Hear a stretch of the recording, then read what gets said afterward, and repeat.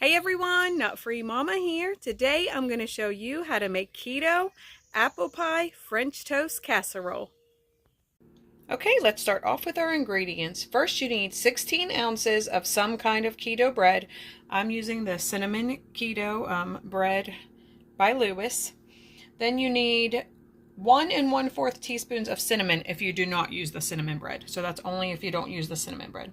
6 large eggs, a 1/4 cup of some kind of brown sugar substitute. I have the light golden brown made by monk fruit.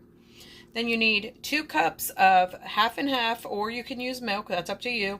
2 teaspoons of vanilla extract, and then 1 of the 21-ounce cans of the apple pie filling, no sugar added. So that is all for the French toast. And then for your streusel topping, you're going to need 3 tablespoons of melted butter. And then we need 1/3 cup of light brown sugar. Then I'm using a 1/2 cup of vanilla protein powder. And then a 1/3 cup of some kind of caramel sauce. I'm using the Skitty Mix salted caramel. First, spray a 9x13 baking dish with cooking spray, and then just break up your bread and put it into the prepared baking dish. Next, in a medium bowl, you're going to whisk together the eggs, brown sugar, half and half or milk, and your vanilla. And then you're just going to pour that over top of your bread cubes. That looks great. I just used the back of a spoon to really press those bread cubes down into the liquid mixture. So next we are going to spoon our apple pie filling evenly on top.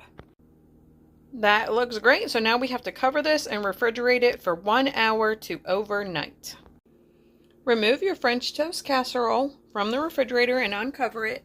Preheat your oven to 350 degrees and melt your butter in a microwavable safe bowl. Mix the protein powder and your brown sugar substitute in with your melted butter, and then you are just going to drizzle that or dollop it, however you want to do it, all over your French toast. Time to get this into the oven for 45 to 50 minutes. My casserole has just come out of the oven, so I just drizzled on my salted caramel syrup there, and I'm going to let it cool off, and then I'm going to have a taste. So thanks so much for watching, and we'll see you next time. Bye!